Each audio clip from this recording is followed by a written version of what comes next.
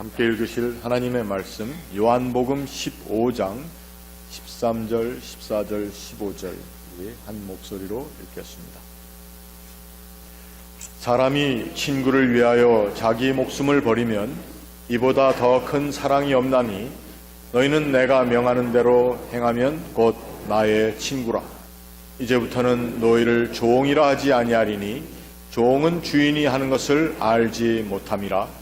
너희를 친구라 하였노니 내가 내 아버지께 들은 것을 다 너희에게 알게 하였음이라. 아멘. 네, 오늘은 진정한 친구가 있습니까? 라는 제목으로 같이 은혜 나누기 원합니다. 영국의 신문에 친구라는 말의 정의에 대해서 현상 공모를 한 적이 있습니다. 그 결과가 그래서 친구라는 말에 대해서 어떻게 정의하느냐 그 탑3를 뽑았는데 친구가 무엇입니까? 라고 물으니까 그 첫 번째로 뽑힌 것이 온 세상과 모든 사람이 다 나를 버릴 때에 그때에 찾아와 주는 사람이다. 그리고 두 번째로 뽑힌 것은 너무 괴로워서 아무 말도 하지 못하고 침묵할 때 그 말 없는 말을 이해해 주는 사람이다 였습니다. 마지막으로 세 번째는 내가 기쁜 마음을 가지고 만나면 기쁨이 배가 되고 내가 고통스러울 때 만나면 고통이 반으로 감해지는 사람이 친구다. 그렇게 세 번째였습니다. 우리가 내리는 친구의 정의는 무엇일까요? 각자마다 다 다르겠죠. 그 한국에 함석헌이라는 분이 있습니다. 그분이 친구에 대한 시를 적은 적이 있는데 그 제목은 그대는 그런 사람을 가졌는가 라는 시입니다. 아주 먼 길을 떠날 때에 가족을 내맡기며 마음 놓고 갈 만한 사람, 그 사람을 그대는 가졌는가? 온 세상이 다 나를 버려 마음이 외로울 때도 난 널 믿어 라고 말해주는 그 사람을 그대는 가졌는가? 탔던 배가 가라앉는 순간 구명대를 서로 사양하며 너만은 제발 살아줘. 그렇게 말할 그 사람을 그대는 가졌는가? 잊지 못할 이 세상을 놓고 떠나려 할 때 저 친구가 있으니 하며 믿고 마음 편히 눈을 감을 그 사람을 그대는 가졌는가? 온 세상의 찬송보다도 아니야 라고 가만히 머리 흔들 그 한 얼굴 생각에 알뜰한 유혹을 물리치게 되는 그 사람을 그대는 가졌는가? 우리에게 모두에게는 친구가 필요합니다. 지치고 힘들고 어려운 일이 있을 때 그 무거운 짐을 어떻게 보면 같이 져줄 그러한 친구가 필요하죠. 나의 아픔을 쏟아 놓았을 때 그것을 포근히 덮어주고 치료해 줄 수 있는 친구, 날 믿어주고 또 옳은 말로 나를 이끌어줄, 그래서 유혹에서 벗어나게 해줄 그런 친구, 나를 위해 모든 것을 덮어주고 넘어가주고 때로는 죽어줄 수 있는 그러한 친구, 과연 그러한 친구가 우리 주변에 있는가? 또 내가 세상의 유혹에 넘어가서 돈 몇 푼을 더 벌기 위해서 나의 신앙의 양심을 팔려고 할 때 내 옆에서 아니야, 그 길은 바른 길이 아니야, 그거 하나님이 기뻐하시는 길이 아니야 라고 내게 말해줄 수 있는 친구, 그런 친구가 우리 주변에 있습니까? 어떻게 보면 그런 사람을 찾기가 어려운 것이 바로 현대 사회가 아닌가 싶습니다. 그렇기 때문에 사방에서 외롭다는 말만 들리고 정말 진정한 친구를 찾는 것이 너무나도 어려운 때가 돼버렸다라는 것이죠. 그 한국에 이정하라는 시인이 있습니다. 그 시인이 동행이란 시를 썼는데 그 시의 내용이 이렇습니다. 같이 걸어줄 누군가가 있다는 것, 그것처럼 우리 삶에 따스한 것은 없다. 돌이켜보면 나는 늘 혼자였다. 사람들은 많았지만 정작 중요한 순간에는 언제나 혼자였다. 기대고 싶을 때 그의 어깨는 비어있지 않았으며 잡아줄 손이 절실히 필요했을 때 그는 저만치서 다른 누군가와 이야기하고 있었다. 그래, 산다는 건 결국 내 곁에 아무도 없다는 것을 확인하는 일이다. 비틀거리고 더듬거리더라도 혼자서 걸어가야 하는 길임을 그래서 들어선 이상 멈출 수도 가지 않을 수도 없는 그 외길, 같이 걸어줄 누군가가 있다는 것, 그것처럼 내 삶에 절실한 것은 없다. 우리가 하나님을 믿는다, 예수님을 믿는다 라는 것은 우리에게 친구가 있다라는 것을 의미하는 것이죠. 그 친구는 내가 정말 힘들 때 나를 위로해주고 나에게 다시 한번 힘을 주고, 세상이 나의 실수에 대해서, 잘못에 대해서 비난하고 비판하고 그럴 때 나에게 다시 한번 회개와 용서를 북돋워 주는 친구. 내가 항상 실망을 주고 배반하고 그렇지만 나에게 한 번도 실망한 기색을 보인 적이 없는 친구. 내가 실패하고 인생의 가장 밑바닥에 내려갈 때 결코 나를 외면하지 않고 오히려 그럴 때일수록 나에게 더 가까이 다가오는 친구. 이것이 끝이 아니다라고 말해주는 친구. 그래서 내가 행한 실수로 내가 다른 사람들의 무시와 손가락질을 당해야 될 것을 나 대신 받아주는 친구. 내가 받아야 될 형벌을 대신 받아주는 친구. 자기의 목숨까지 내어놓은 친구. 우리는 별다른 사람도 아니고 의로운 사람도 아니고 잘난 사람도 아니지만 그렇게 해주는 친구, 나 스스로도 못 믿는 나를 더 믿어주는 친구, 그것이 바로 그 친구가 누군지 우리는 다 알고 있습니다. 그분은 바로 예수 그리스도시다라는 것이죠. 오늘 말씀을 통해서 예수님은 우리에게 말씀하시죠. 사람이 친구를 위하여 자기 목숨을 버리면 이보다 더 큰 사랑이 없나니 너희는 나의 친구라. 우리가 알고 있는 것처럼 이 말씀은 예수님이 십자가를 지시기 전에 바로 그 전날 밤에 제자들에게 하신 말씀입니다. 얼마의 시간이 지나면 예수님은 로마의 군인들과 그 악한 세력들에게 체포되어 밤새도록 신문을 당하시고 온갖 모욕과 질시와 천대와 심한 매질과 채찍을 당하시고 십자가에 끌려가실 것입니다. 인류의 모든 죄를 담고 있는 그 무거운 십자가를 등에 지고 골고다 언덕에 올라가 손과 발에 못이 박혀 처절한 고통 끝에 죽임을 당할 것입니다. 나는 너의 친구라, 너희는 나의 친구라 라고 말씀하시는 그 순간에 제자들은 예수님에게 이런 엄청난 고통의 시간이 다가오고 있다는 것을 알지 못했습니다. 바로 그 상황 가운데 예수님은 제자들에게, 어떻게 보면 알아듣지 못하는 그 제자들에게 말씀하시죠. 사람이 친구를 위하여 자기 목숨을 버리면 이보다 더 큰 사랑은 없나니 너는 이제 종이 아니라 나의 친구니라. 나는 너에게 진실된 친구이기에 내가 너희를 위하여 이제 나의 목숨을 내어 놓으리라 라고 말씀하십니다.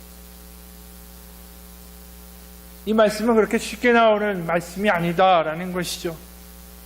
정말 보잘것없고 엉터리 같고 조금만 있으면 나는 저 사람 모릅니다 라고 도망갈 바로 그 사람들을 앞에 두고 나는 당신을 친구입니다 라고 이야기하는 것, 얼마나 우리가 보기에 바보 같고 일방적인 고백일까라는 것이죠. 예수님은 그런 사람들을 위해서 오셨습니다. 바로 그런 사람들의 친구가 되기 위하여 오셨습니다. 바로 뻔뻔하고 때로는 배신하고 실망시키는 바로 우리를 살리기 위하여 죄 없으신 그분이 이 땅에 오셨습니다. 성경은 또 말씀하죠. 인자는 세리와 죄인의 친구로다. 예수님은 죄인들의 친구로, 못난 사람들의 친구로, 실패자의 친구로 그렇게 낙인 찍히고 불리는 것에 대하여 부끄럽게 생각하지 않으셨습니다. 아니, 부끄럽게 생각하는 그런 정도를 넘어서서 스스로 죄인이 되어서 십자가에 못 박혀 죽으셨습니다. 꽤 몇 해 전에 해외 토픽에 이러한 이야기가 실렸습니다. 미국의 어느 시골 학교에 15살 된 학생이 있었습니다. 그 아이는 뇌종양으로 병원에 입원을 해서 방사선 치료를 받게 됐습니다. 그런데 방사선 치료를 받는 동안에 이 아이의 머리카락이 다 빠져버리고 말았습니다.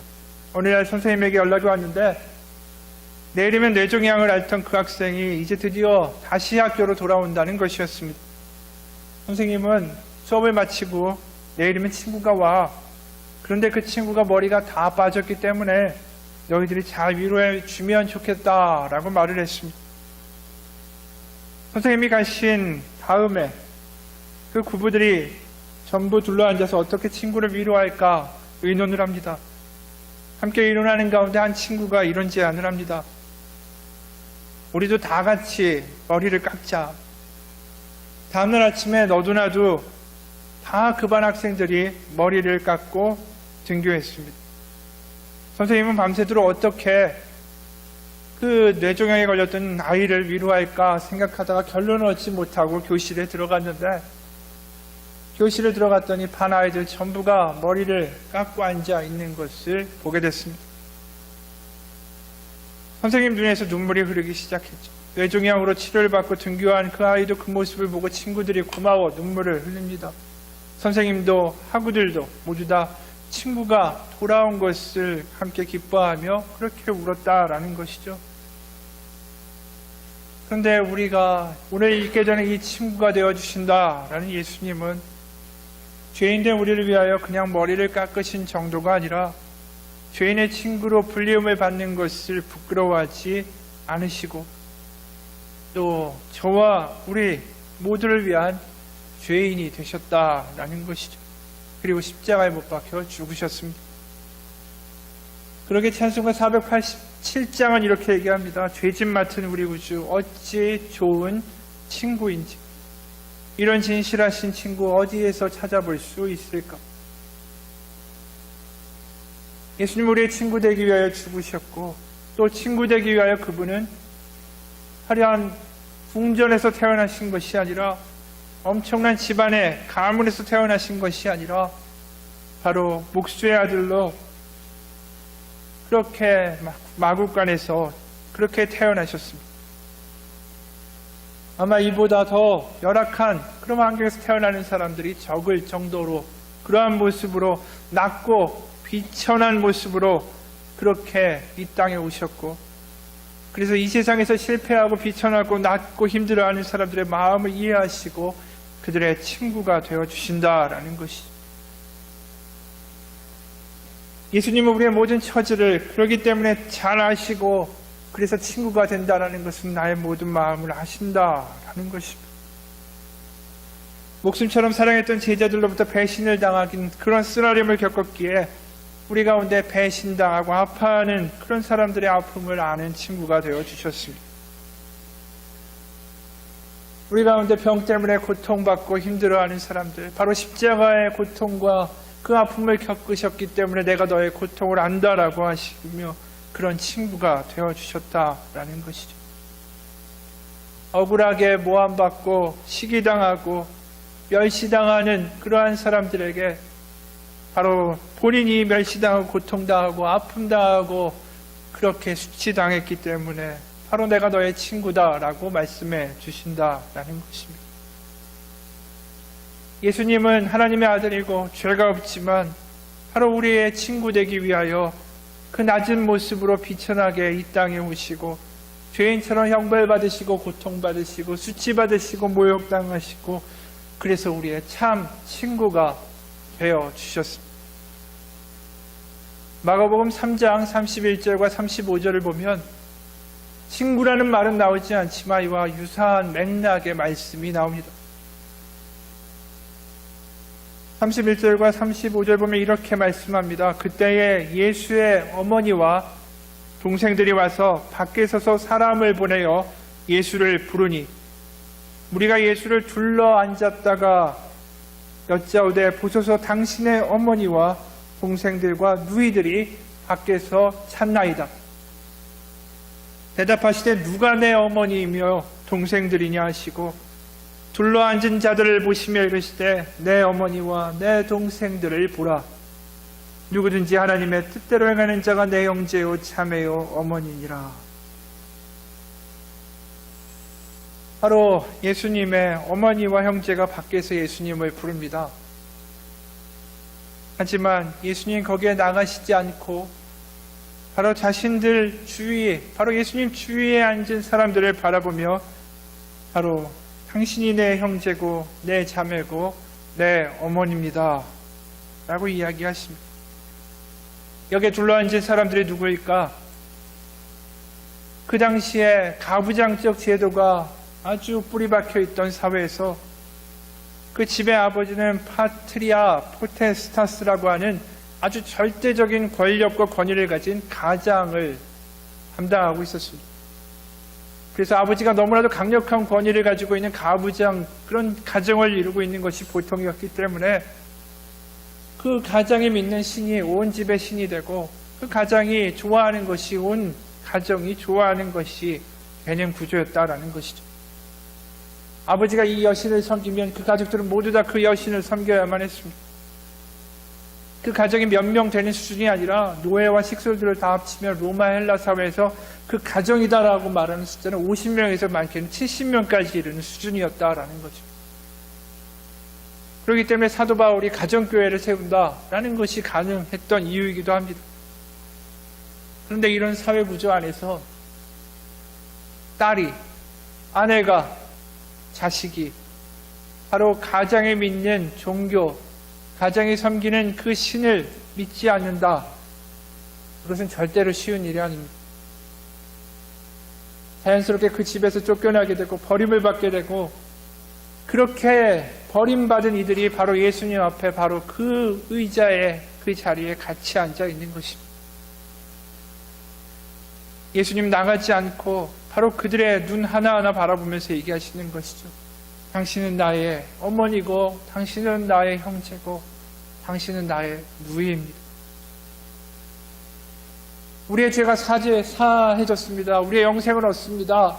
이런 교리적인 차원의 이야기도 좋지만 바로 그 자리에 앉아있던 예수님과 함께 앉아있던 이들에게 복음은 무엇이었을까? 바로 그것은 이 단어라는 거죠. 당신은 나의 어머니입니다. 당신은 나의 형제입니다. 예수님은 그 자리에 앉아있는 사람들 하나하나의 사연과 그 눈물 섞인 이야기들을 다 알고 계십니다.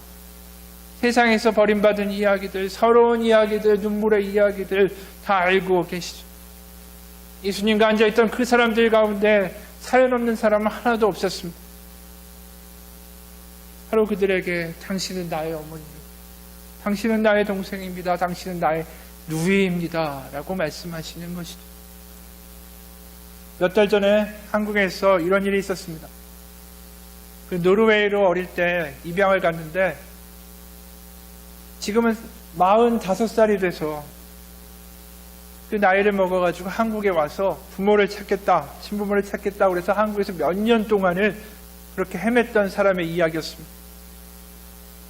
기사의 내용은 뭐였냐 하면 그가 홀로 고독하게 여관방에서 사망했다라는 내용이었습니다.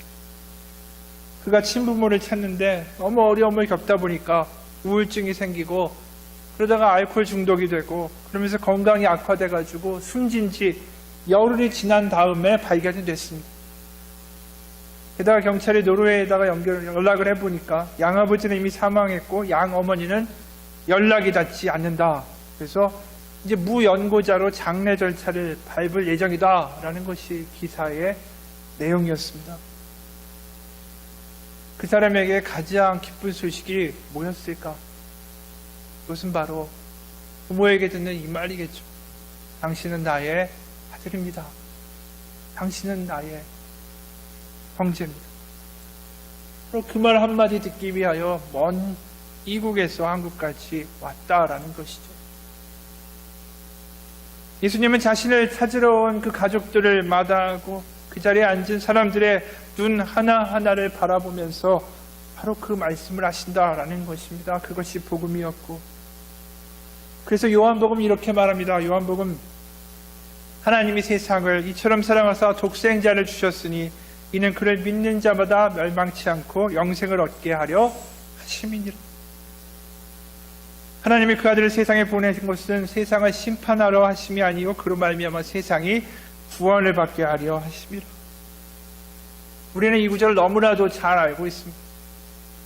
주일학교 다닐 때마다 이거 암송하지 않으면은 뭐 먹을 것도 안 주고 그랬으니까 잘 외웁니다. 그런데 여기에 하나님이 세상을 이처럼 사랑하사. 이 말의 무게가 얼마나 무거운 것인지에 대해서는 절감하지 못한다라는 것이죠.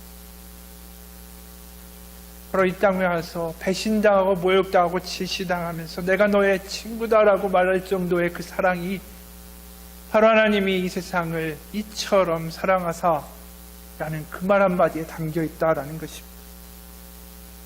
이 세상을 만드시고 창조하신 하나님이 바로 그 아들을 육신을 입히시고 이 세상에 보내셔서 피조물인 인간에게 이런 말들을 듣죠. 저 사람은 미쳤다. 죄인들과 어울리는 저 역시 죄인이다라는 이야기를 듣습니다. 하지만 예수님 포기하지 않으셨죠. 그것이 바로 성경에 담겨있는 복음이다라는 것입니다. 우리 가운데도 마음 깊은 곳에 고민과 문제들 때문에 잠 못 이루는 사람들이 있습니다. 함께 살고 있는 우리의 바로 나의 남편도 나의 아내도 때로는 부모님도 아이들도 이 세상에 그 누구도 나의 그 아픔과 쓰라림을 알 수 없다라고 탄식하는 사람도 있습니다. 그리고 혼자 울 때 있는 그래서 울 수밖에 없는 고통을 겪고 있는 그러한 사람들이 우리 가운데 있다라는 거죠. 하지만 그 가운데 우리가 만날 수 있는 친구가 있습니다. 그것이 바로 예수님입니다. 바로 우리가 알고 있는 예수님은 저 멀리 있는 그냥 교리로 배우고 우리의 죄를 위해 십자가에 못 박혀 죽으셨다는 한 줄로 끝나는 것이 아니라 바로 내가 당신의 친구라는 말 한마디를 위하여 얼마나 많은 일을 겪으셨는가 우리는 성경을 통해서 알고 있습니다. 바로 우리의 상처와 우리의 고통과 우리의 눈물과 우리의 아픔을 바로 예수님 피 묻은 그 손으로 만지고 계시다라는 것이죠. 한국에 정택희 목사님이란 분이 있는데 이분이 당신은 혼자가 아닙니다 라는 책이 있습니다. 그 책을 썼는데 그 책을 보게 되면 목사님이 겪은 그 일이 기록되어 있습니다. 목사님이 한때 아주 심각한 신앙의 위기를 겪게 됩니다. 그래서 소록도에 들어가죠. 기도가 목구멍으로 나오지도 않고 너무나도 알 수 없는 분노가 마음 가운데 너무나도 쌓여가지고 고민을 하다가 그냥 소록도에 무작정 배를 타고 들어갔습니다. 그가 소록도에 도착하던 날은 마침 수요일이었다라고 하죠. 예배당에 가보니까 사람들이 예배를 드리고 있었습니다. 예배가 끝나고 통성기도가 시작되는데 목사님이 아무리 애를 써도 기도가 되질 않는 겁니다. 그런데 그 순간 뒤에서 들려오는 누군가의 기도가 이 목사님의 귀를 파고들기 시작했습니다. 그 기도 소리는 머리를 치고 가슴을 후벼 파는 그런 소리였습니다. 하나님, 제게 주신 은혜가 어찌 그리 큽니까? 주님, 어찌하면 제가 주의 그 은혜를 갚을 수 있겠습니까? 기도 소리는 계속됐습니다. 주여, 당신의 이 큰 은혜에 제가 어찌하면 10,000분의 1이라도 갚을 수 있겠습니까? 목사님이 이 기도 소리를 듣다가 도대체 무슨 은혜를 그렇게 크게 받았기에 저런 기도를 할까 궁금함이 생겨서 뒤를 돌아다 보았습니다. 그러나 그는 엄청난 충격을 받지 않을 수가 없었습니다. 거기는 60이 넘은 듯한 흉측하게 이루 말할 수 없는 늙은 노인이 앉아 있었기 때문입니다. 나병이 얼마나 심했든지 얼굴의 형태를 거의 알아볼 수 없을 정도로 그런 모습을 하고 있었습니다. 머리카락은 하늘도 없고 떨어져 나가서 움푹 파인 코에다가 짓무르다 못해서 위아래가 붙어버린 눈, 그 눈으로 그는 하염없이 눈물을 쏟으며 하나님께 감사를 하고 있었습니다. 그는 손목 뿌린 손바닥으로 박수를 쳐가면서 목이 터져라 하나님께 감사하고 있었습니다. 그때 갑자기 목사님은 자신의 가슴 속에 뜨거운 것이 울컥 치솟아 오르는 것을 느꼈습니다. 그리고 그 마음속 깊은 곳에서 피처럼 붉은 통곡이 터져 나오기 시작했습니다. 얼마나 시간이 흘렀는지 2시간이 넘도록 목사님 그렇게 통곡하고 기도를 했답니다. 기도가 끝난 뒤에 그 노인이 다가왔습니다. 그리고 목사님이 그 노인에게 이렇게 물어봤습니다. 할아버지, 뭐가 그렇게 고마우십니까? 무슨 은혜가 그렇게 큰 것입니까? 그때 그 노인이 이렇게 대답했습니다. 내가 문둥병에 걸리자 세상도 피부치들도 다 나를 버렸습니다. 물론 친구들도 다 떠나버렸지. 그런데 말이야, 이 소록도까지 나를 따라온 분이 있었어. 그리고 내게 소망과 기쁨을 주셨지. 목사님이 물었습니다. 아, 할머니랑 같이 오셨군요. 그랬더니 할아버지가 대답합니다. 아니야, 예수님이 따라오신 거야. 바로 온 세상이 다 버려도 날 버려도 좋은 친구 되시는 예수님, 바로 그 친구 되신 예수님이 그를 버리지 않았다라는 것이죠. 우리가 아무리 어려운 곳에 떨어지고 우리가 얼마나 낙담한다 할지라도 바로 그곳에 예수님이 우리와 함께 계십니다. 예수님은 우리에게 말씀하시죠. 사람이 친구를 위하여 자기 목숨을 버리면 그보다 더 큰 사랑은 없나니 너희는 나의 친구라 나는 너희의 친구라. 우리가 어떻게 감히 주님의 친구가 될 수 있습니까? 라고 물으면 예수님은 그렇게 말씀하시죠. 아니다. 너는 나의 친구고 내가 너희를 너무 사랑하기 때문에 내가 너희를 위하여 너를 위하여 내 목숨까지 내놓았다. 우리는 이 사술절 기간 동안에 바로 주님과 나와의 관계를 다시 한번 확인해야 됩니다. 저 멀리 있는 하나님이 아니라 그냥 말로만 듣고 그냥 머리에 주일마다 예배드리며 머리 숙이고 와서 지나가는 그러한 믿음이 아니라 우리에게 진정한 친구가 있다. 바로 사탄이 우리에게 와서 물을 때 너는 누구냐라고 물을 때 우리에게는 분명하게 할 말이 있다라는 거죠. 나는 주님의 친구다. 바로 우리가 주님의 친구가 되었다라는 것이 얼마나 감격스러운 일인지 그것이 회복되어야 할 때가 바로 사순절이라는 것입니다. 그리고 우리가 그 사랑에 감격하고 그 사랑을 깨달아 갈 때에 아직도 세상 가운데 주님을 알지 못하고 신음하고 죄와 사망 가운데 방황하고 헤매는 사람들에 향하여 바로 하나님이 당신을 사랑하십니다. 하나님이 당신의 친구 되고 싶어 하십니다. 라고 외쳐야 한다라는 것이죠. 그 짐 엘리엇 선교사라는 분이 있습니다. 아마 아시는 분들도 많을 텐데 아마존의 원주민 선교를 간 분이죠. 이분이 아마존에 선교하다가 죽었습니다. 1954년 9월에 짐 엘리엇부터 시작해서 5명의 친구가 에콰도르의 아우카 부족을 선교하기 위해서 떠났습니다. 그 부족은 아주 잔인하기로 유명한 부족이었다고 하죠. 절반 이상의 사람이 동족에 의해서 살해당했습니다. 계속 죽이고 복수하고 그런 악순환 때문에 어떻게 보면 멸종될 수 있는 위기까지 다 가고 있는 그런 가운데 그것을 듣고 안타깝게 여겼던 바로 이 5명의 젊은 사람들이 바로 그 사륙의 땅에 복음을 전하겠다라고 뛰어들었습니다. 떠나기 전에 그 짐 엘리엇 선교사의 어린 아들이 아빠에게 묻습니다. 아빠는 아우카 사람들이 공격하면 방어하실 거죠? 총을 쏠 건가요? 아들아, 우리는 그들에게 총을 쏠 수 없단다. 그들은 천국에 들어갈 준비가 안 돼 있지 않니? 우리는 준비되어 있지만. 그런 말을 남기고 바로 끈질긴 노력 끝에 비행기를 타고 경비행기 한 대를 타고 바로 정글에 들어가서 바로 도착해서 그들이 외칩니다. 두려워 마십시오. 당신들이 웬공키라고 부르는 창조주께서 우리를 이곳에 보내셨습니다. 우리들도 당신들과 똑같은 인간입니다. 하나님은 우리의 친구입니다. 그러나 아우카 부족 사람들은 이방인들을 두려워했습니다. 착륙한 선교사들에게 뒤로 살금살금 다가가 갑자기 창을 던지기 시작합니다. 한 명 한 명 배의 가슴에 창에 찔려 죽어가기 시작하죠. 그때 마지막으로 창에 찔려 죽어가던 엘리엇 선교사가 자신을 죽이는 아우카 부족 남성에게 마지막 호흡을 당해서 이 말을 합니다. 우리는 당신들의 친구입니다. 그것이 그의 마지막 유언이었다라는 거죠. 결국 죽어가면서 복음을 전한 5명의 그 젊은 선교사들로 인해 이 부족이 다 예수를 믿게 되고 이 선교사들을 살해했던 한 사람은 나중에 목사가 되었다라고 하죠. 짐 엘리엇 선교사, 바로 이 선교사가 바로 어떻게 보면 오늘 본문에 있는 바로 그 말을 하며 죽어갔다라는 것입니다. 하나님은 우리의 친구입니다. 우리는 당신들의 친구입니다. 주님은 당신의 친구입니다.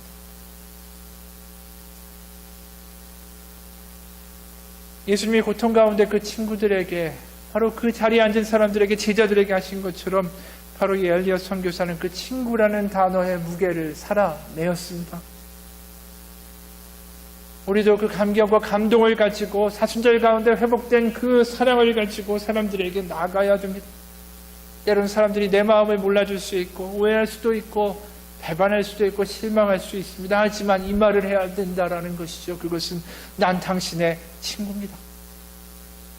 그것이 교회를 만들고 이민사회 가운데 우리가 믿음 가운데 같이 하나 되어 살아갈 수 있는 길이다라는 것이죠. 오늘 주님이 우리에게 말씀하십니다. 난 너의 친구다. 또 우리도 화답해야 하죠. 주님, 저도 주님의 친구고 이웃에게 말합니다. 나는 당신의 친구입니다.